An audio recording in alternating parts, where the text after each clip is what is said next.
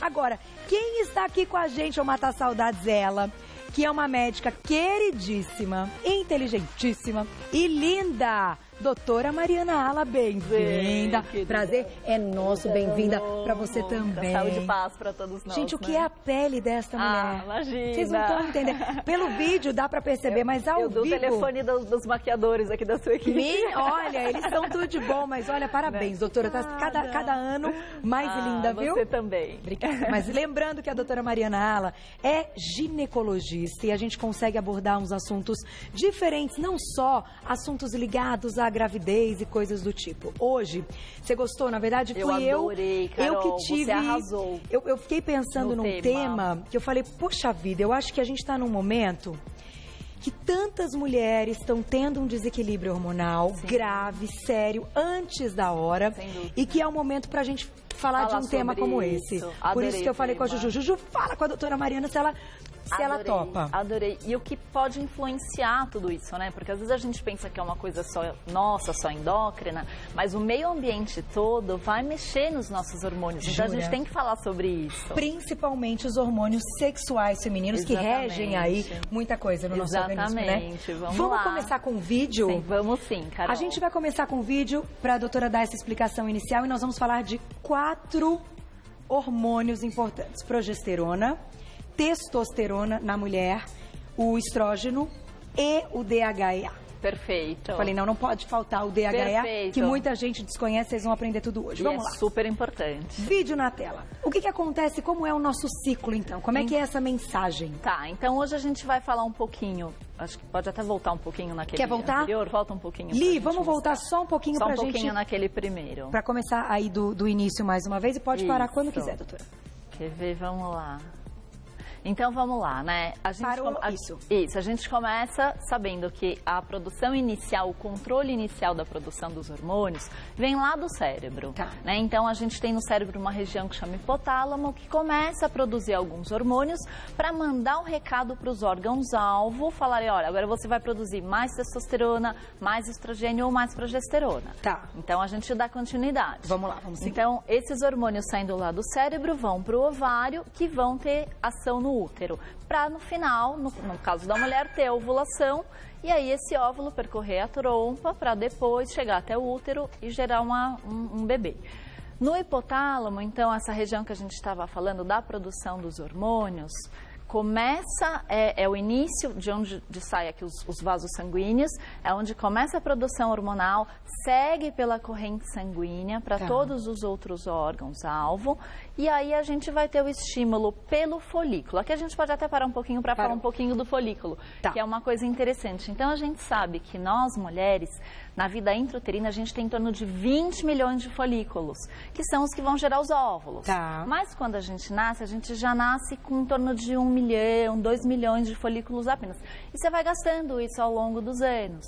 Quando a gente tem a primeira menstruação, é quando a gente tem em torno de 500 mil folículos. E todo mês a gente vai gastando esses folículos. Como é que a gente gasta sem menstruar? Exatamente. Então, assim, Nunca pensei nisso. A gente recruta esses folículos e aí vários deles são recrutados, mas apenas um, na maior parte das vezes, né, vai crescer e vai começar a produzir os hormônios que vão fazer a gente depois no final ter a menstruação ou o bebê, se houver fecundação. Então, ao longo da vida, a gente vai crescendo, a menina vai crescendo, esses folículos estão ali, eles vão caminhando, vão indo. E vai gastando. Por isso que a gente fala, quando a mulher chega na menopausa, a gente já tem em torno de 20 mil folículos. Então, lembra que você nasceu em torno de 1 milhão, 2 milhões, vai gastando ao longo da vida para chegar na menopausa com 20 mil folículos apenas. Aí já não tem mais a produção dos hormônios de forma legal. Então, ter folículos numa quantidade adequada é super importante. Também vai ajudar na produção hormonal. E aí a gente sabe, por exemplo, que cigarro acaba destruindo mais folículos.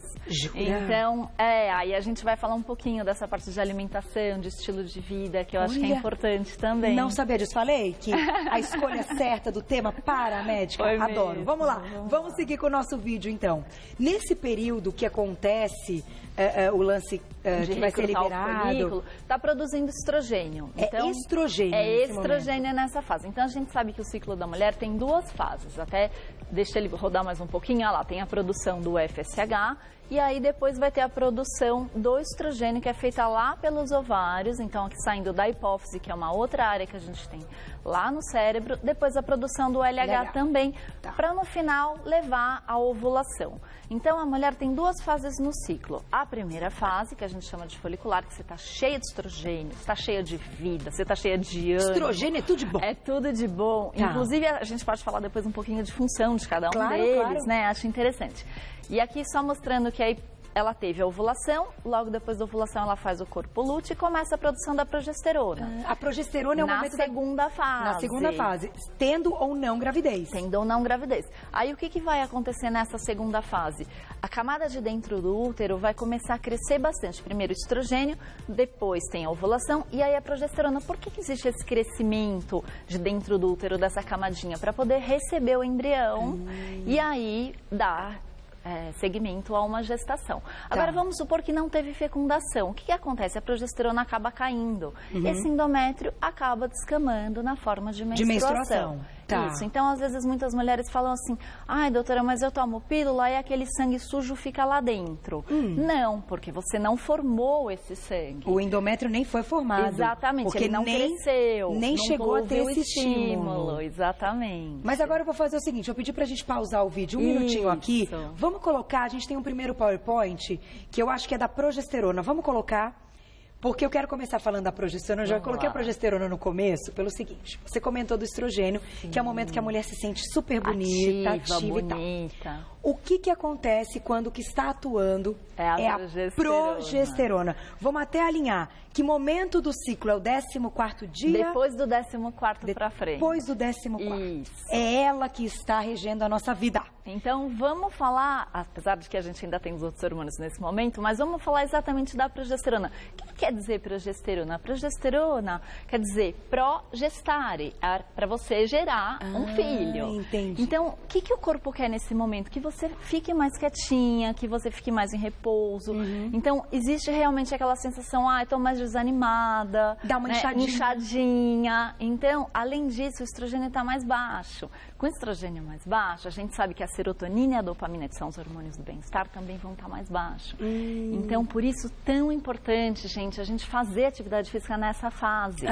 Porque se você ficar só no repouso, sem o estrogênio e cheia de progesterona, você vai inchar mais, você vai ficar mais irritada e tem uma tendência a piorar os sintomas de TPM, sim. Que interessante! Por isso que tem que fazer exercício nessa fase também. Então, na fase que a progesterona está agindo, que é do 14º dia em diante... Até a próxima menstruação. É um período longo assim, é? Pode ser. Tipo uns 10 dias? Na verdade, exatamente. Tem mulheres que às vezes ficam pior só nos últimos 7 dias, mas tem mulheres, por causa principalmente da queda do estrogênio, mas tem mulheres que são realmente mais sensíveis à progesterona. Agora a gente falou da progesterona, parece que a progesterona é só vilã. Mas ela é muito boa. Ela também é muito importante, então a gente sabe que ela tem uma atuação no nosso cérebro também.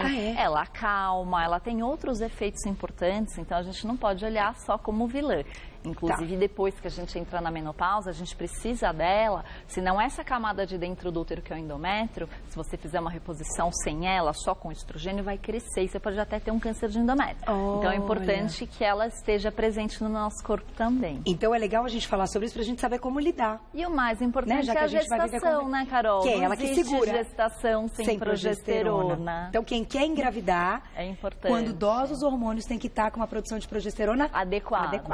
Não consegue engravidar. Exatamente. Pode até engravidar, mas vai ter um risco maior de aborto. Então, meninas que estão pensando nisso, fiquem atentas. Mas a minha pergunta é a seguinte. A gente tem uma fotinho do órgão feminino. Até para colocar na tela, vou pedir para a gente colocar agora. Quando a mulher toma pílula, ela não tem um ciclo natural de estrógeno e progesterona. Exatamente. Como é o ciclo de uma mulher, então, que toma uma pílula que tem os dois hormônios? Certo. A pílula com os dois hormônios, o estrogênio, eles tentam até imitar bastante aquele que a gente produz. Mas a progesterona, infelizmente, não existe uma pílula anticoncepcional que contém uma progesterona natural. Não existe. Todas as progesteronas são sintéticas. Então, o que acontece? Existe um bloqueio do seu ciclo. E aí a sua produção acaba sendo também inibida, tanto de estrógeno quanto de progesterona. E pior ainda, né? Quando a gente usa qualquer pílula, qualquer remédio contendo estrogênio, diminuição da testosterona é de 60%. No nosso organismo, a gente já vai falar da testosterona. Eu sempre falo, né? Então é aquela coisa, toma a pílula e acaba ficando mais cansada, desanimada, com dificuldade de ganhar massa magra. A libido pode diminuir um pouco. Isso não acontece em todas as mulheres, mas em algumas. Mas pode acontecer na maioria. E qual é o período da pílula, dependendo se ela tiver esses 2 hormônios, que é o período que se assemelha ao que fosse o ciclo natural? Não dá para dizer. Às vezes os pacientes falam, ai, doutora, mas eu tive relação justo no meio do ciclo, né, no 14º, tomando pílula e esqueci esse dia de tomar. É perigoso? Sempre é perigoso, a gente tem que tentar sempre tomar corretamente, mas não existe essa coisa do meio do ciclo para quem está tomando pílula. Entendi. Não dá então para não saber. Tem ciclo, não tem ciclo. Porque existe um bloqueio realmente das suas gonadotrofinas e dos seus hormônios. Então é uma coisa artificial. Então já tiramos a dúvida da parte do ciclo das pílulas. Querem colocar perguntinha? Tem perguntinha ali? Então, daqui a pouco eu vou deixar uma pergunta minha. Vamos colocar na tela o próximo hormônio. Vamos ver qual que está aqui. Eu acho que é a testosterona. A testosterona, gente, ela é tudo de bom nos homens. E também nas mulheres, né? Espera que eles já vão trocar aqui. Aí, testosterona. Vou dar um recado e já volto. E na volta, a minha pergunta é: o que de bom este hormônio faz no organismo feminino, no nosso corpo? Vamos saber tudo. Volto já. Vamos mandando perguntinha, né, gente? Tem que mandar perguntinha. Quem quiser, senão, eu acho que não tem foto ainda dessa pauta. É por isso que não tem pergunta ali. Escrevam na foto anterior, mas não deixem de mandar pergunta. Não, doutora, daqui a pouquinho tem pergunta de vocês aqui na tela. Testosterona, chegamos nela. Sim. Nos homens, eles têm maior quantidade. 20 vezes mais que a gente. 20 vezes? 20 vezes mais que meninos? A gente. Por isso que vocês são mais fortes, por isso que eles fazem um pouquinho de exercício, ficam todos durinhos e a gente tem que sofrer. Na mulher, ela também atua de uma maneira importante. Importantíssima, Carol. A gente sabe que testosterona é um hormônio muito importante, em primeiro lugar, para a gente falar sobre libido, né? Então, sem dúvida, é o hormônio principal. Assim como o DHA também tem uma influência, mas a testosterona é realmente o carro-chefe nesse quesito de libido, é o mais importante de todos. Então, quando eu falo, pessoal, não come farinha branca, não come açúcar, por quê? Porque isso realmente vai diminuir a sua produção de testosterona. Jura? Tem uma dieta equilibrada, rica em oleaginosas, então, assim, uma dieta com bastante zinco, por exemplo, é um precursor. Você precisa dele para fazer, tá? Então, a dieta equilibrada e a atividade física. Porque se a gente não faz atividade física, você tem uma produção menor. Ao passo que se você malha direitinho, numa frequência diária, você vai aumentar a sua produção de testosterona também. Agora, aqui é importante dizer que é diferente de atividade física, até, assim, numa medida legal, do que os atletas já de uma coisa mais extrema. Que aí, realmente, nesses casos, eles têm até diminuição de testosterona por um consumo exagerado. Então, aumentar muito, virar aquela coisa de overtraining? Overtraining vai ter déficit de testosterona, certamente. Doutora, me explica uma coisa. A progesterona e o estrógeno, eles vêm aí em momentos diferentes, como a gente mostrou. E a testosterona, ela está presente o mês inteiro? Ela está presente o mês inteiro, mas tem um momento do ciclo que ela está mais alta. E a natureza é sábia. Você já imagina quando estamos ovulando. Exatamente. Então, assim, aquelas horas antes da ovulação, você tem o pico realmente da testosterona. Porque qual é o intuito da natureza? É a perpetuação da espécie. Então, quer mais é que você tenha relação na hora certa. Que legal! Exatamente. Então, assim, na primeira fase do ciclo, a gente tem um aumento da testosterona, sim. E no meio do ciclo, que é próximo da ovulação, ela está na produção máxima. E aí, por isso, então, a mulher tem aquele apetite sexual muito maior. Muito maior. Agora, algum desses hormônios, ou mesmo a testosterona, podem estar relacionados com prazer, com orgasmo? Sim, desejo, satisfação. Então, assim, a gente já tem vários estudos falando sobre isso. Inclusive, as mulheres que entram na menopausa, seja ela precoce ou a menopausa na idade de 50 anos, acaba tendo redução de testosterona e tem que fazer reposição. E aqui tem uma coisa importante, Carol. Quando a gente fala de testosterona, as pessoas imaginam, mas é bomba. Eu não quero ficar bombada, isso faz mal para a saúde. Não é disso que nós estamos falando. Existe testosterona igual que nós produzimos e a testosterona anabólica, sintética, que é realmente que o pessoal chama de bomba, é uma outra coisa. Então já tem uma Igualzinho igual? Nossa. Olha que legal. Infelizmente ainda não existe no mercado para você comprar na farmácia pronta, mas você pode mandar fazer, então na forma de gel, creme e usar pela pele. Você passa assim na sua pele e aí você tem uma melhora da sua testosterona. Isso às vezes não só na menopausa, mas às vezes pacientes mais jovens que acabam consumindo muito coisa artificial, alimentação contendo muito conservante.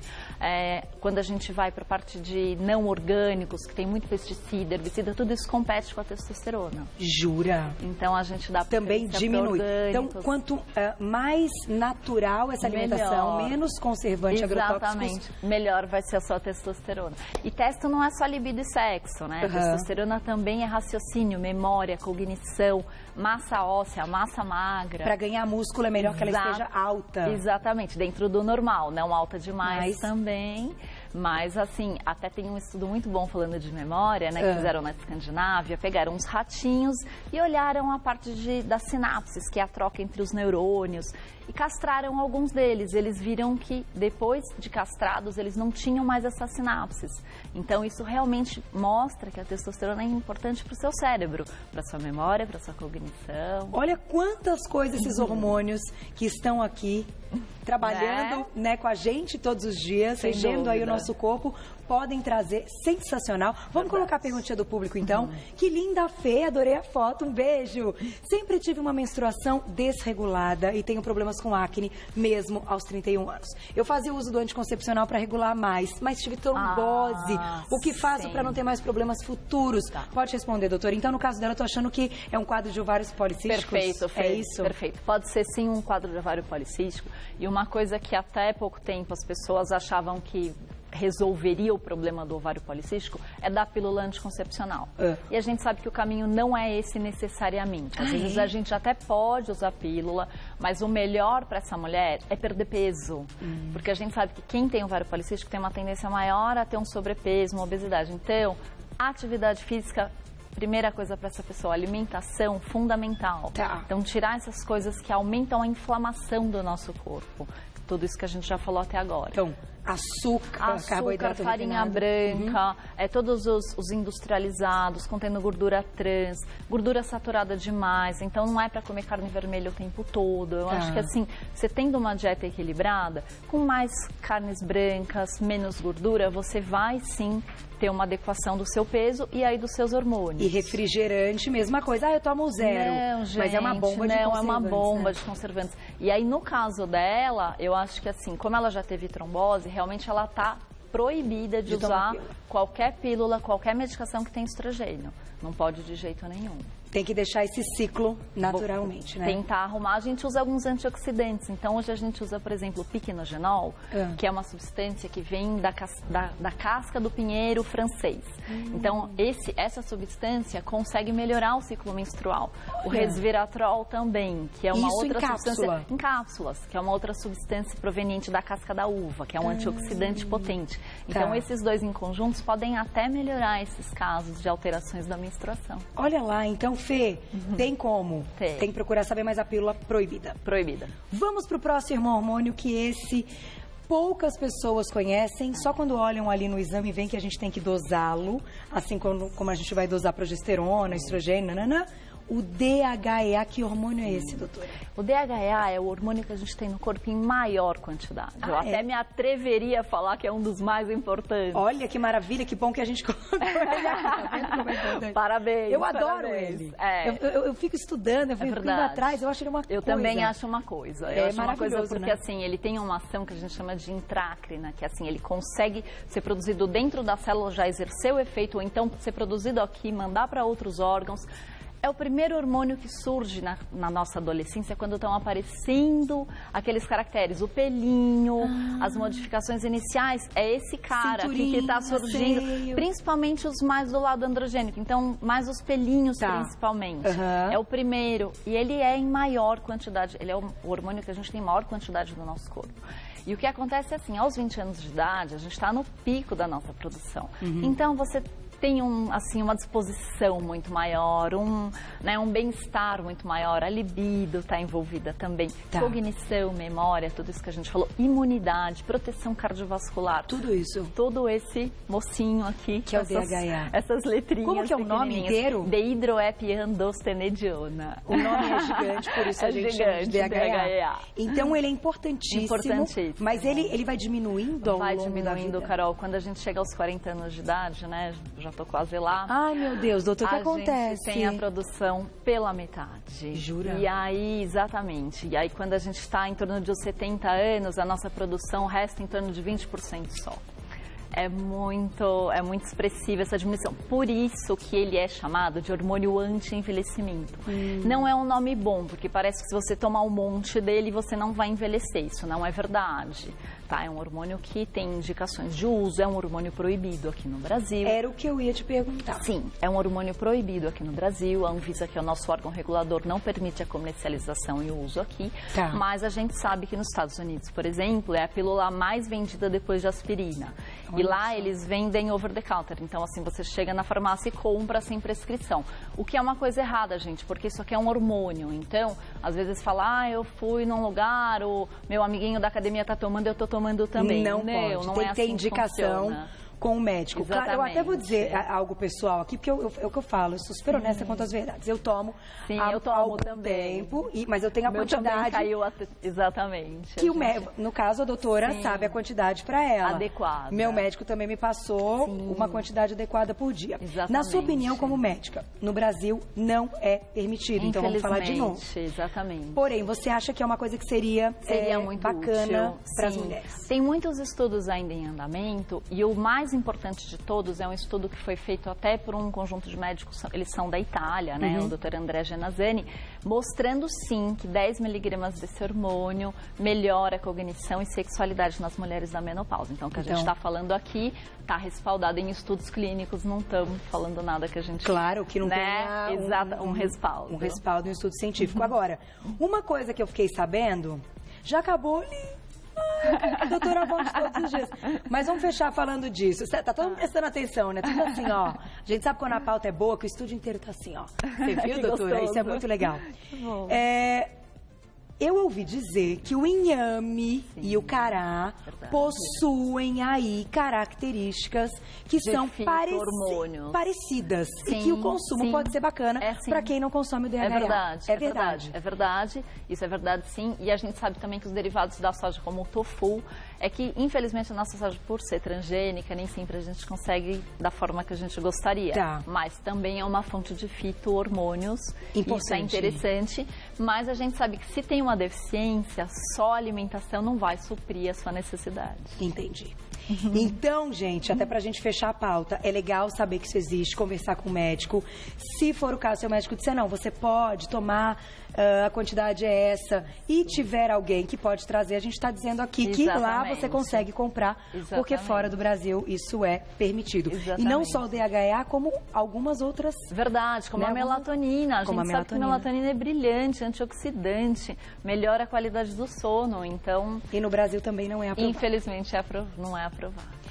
Infelizmente. Mas a gente chega lá. Verdade. Não vamos entrar nessa parte, né, doutora? Não vamos. Porque muita gente sabe, enfim, o porquê ou não é aprovado. Exatamente. Ou não é aprovado, mas isso não é assunto do Você Bonita. Não vamos entrar nessa... Vamos falar de saúde. Vamos falar de saúde, cada um que procure o seu médico e tenha essa consciência do que foi mostrado. Exatamente. Os hormônios são maravilhosos, a gente precisa dosar de quanto em quanto tempo para fechar? Olha, o ideal é que pelo menos a cada 6 meses a gente faça aí um controle. Isso depende do paciente, porque se ela estiver fazendo um tratamento, tem que começar a usar hormônio, dali um mês fazer novamente. Mas caso contrário, a cada 6 meses, a cada 6 meses. Tá bem, tá tranquilo. É o suficiente.